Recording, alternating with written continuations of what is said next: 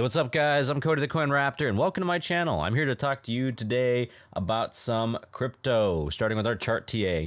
And we're actually going to start with our Binance coin this time because Binance coin has been rocketing. I mean, just look at this. Massively up, massively. In fact, it pushed past the resistance point that I outlined yesterday at 336, and instead it went all the way up here to about almost 350 or so, and that has shown some incredible resilience. Now, right here, this new resistance point, I'm gonna move this up a little bit, is the support level for back in January here. So you can see this resistance point is going to be incredibly tough to get past this area. Now, one thing I want to go ahead and show you with Binance coin, the reason why Binance coin shot up so massively today is because we're going to go ahead and take a look at the liquidations, and we can see here that the short liquidations for Binance coin were enormous. I mean, you have 3 million shorts being liquidated in BNB, and this is the largest amount of shorts liquidation that we've seen in the last couple of months. So just an absolute huge number of shorts that got liquidated. So this caused a pretty massive short squeeze here.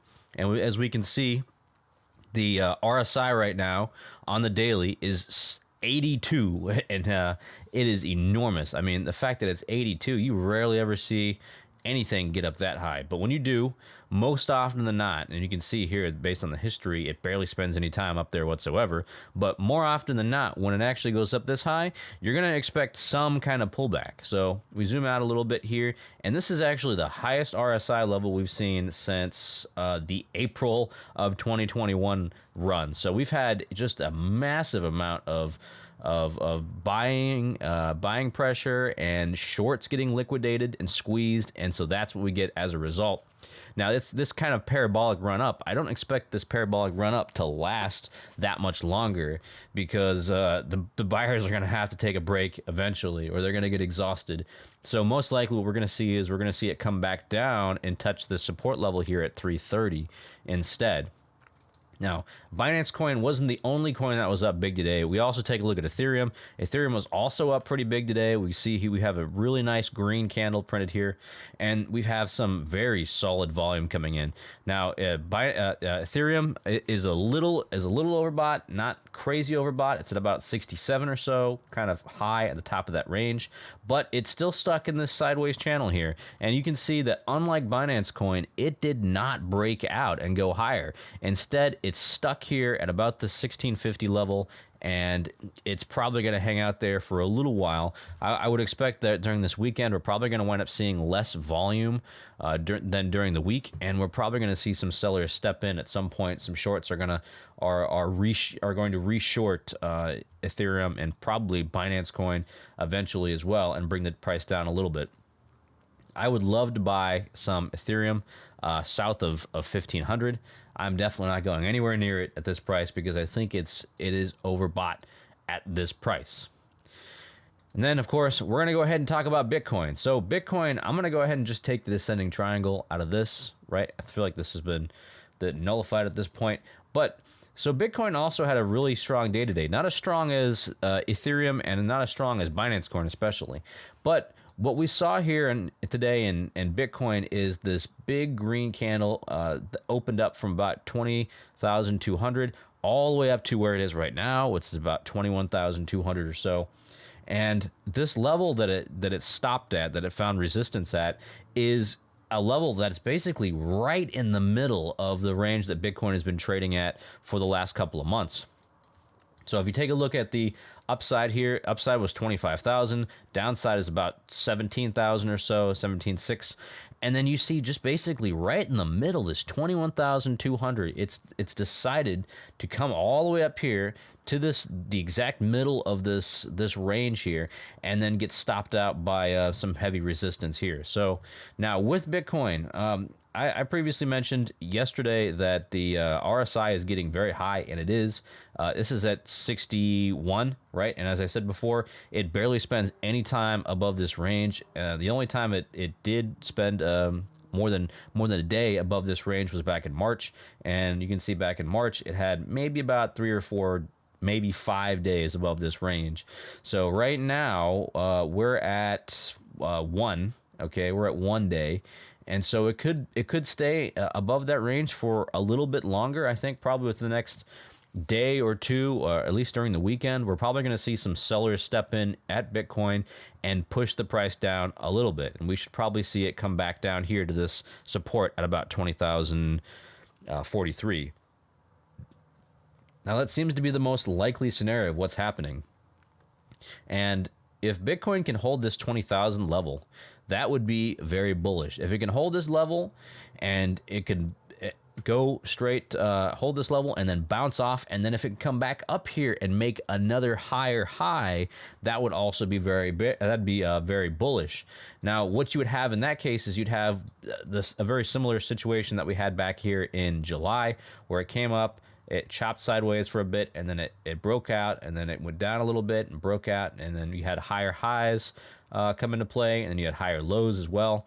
But that eventually was played out, and it came back down again. So with Bitcoin, I am still very interested in adding my position. I have not added to my position just yet, because I recognize that in the last call it 5 days or so, the last week or so, there has been an abnormal amount of buying volume that has come in for Bitcoin. And I think what we're seeing here is we're seeing the result of something I talked about yesterday as well, which is the miners becoming more and more stable financially. And so you're starting to see a little bit more the health of the Bitcoin market improve, because these miners aren't having to capitulate. They don't have to sell. And then when they're not selling and causing selling pressure on Bitcoin, you have users and you have investors coming in and buying instead, and you have some organic demand pushing the price up. So what we're seeing here in the last couple of last week or so is some organic demand for Bitcoin, and not just whales manipulating the price like you saw about like right here or so. So what I want to see is it come down here at about 20,000 or so, maybe dip below it. That would also be very healthy, and then push higher to that point. You want to see a breakout above this 22,000 level. All right, and then above that, you're looking at a breakout above about 24,000 in that range. And I'd be very interested in seeing this. And if Bitcoin can hold that, again, the key point of this is if Bitcoin can hold this level, 18,481, if it can hold this level, then what we're looking at is we're looking at Bitcoin having made its bear market low already. And if that's the case, this is insanely bullish if that's the case. Now, one thing this really depends highly upon is the macro environment. The macro environment still kind of sucks for Bitcoin. It's still very bearish. We have Jerome Powell and the Fed still raising rates like crazy, and that's going to always provide some selling pressure on Bitcoin. So one bit of relief that we've seen the past couple days, though, is we've seen the dollar index start to come down a little bit. Now, the dollar index is very close to that support level based on this upward channel. So that's going to be about almost like 110, almost 109 in this area. So if it breaks through this upper channel, that's also very bullish for Bitcoin.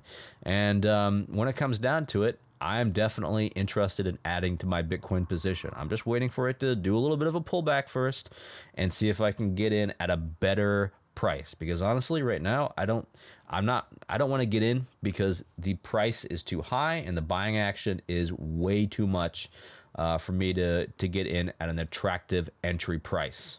All right, so that's all I've got for you guys today. If you like this content, let me know, like, subscribe, and also go ahead and follow me on Twitter. I greatly appreciate it. I'm going to be putting out some more videos over the weekend, including doing a video where I show, where I compare Bitcoin with the NASDAQ to kind of show you that correlation, because I think that's actually a very fascinating thing to look at.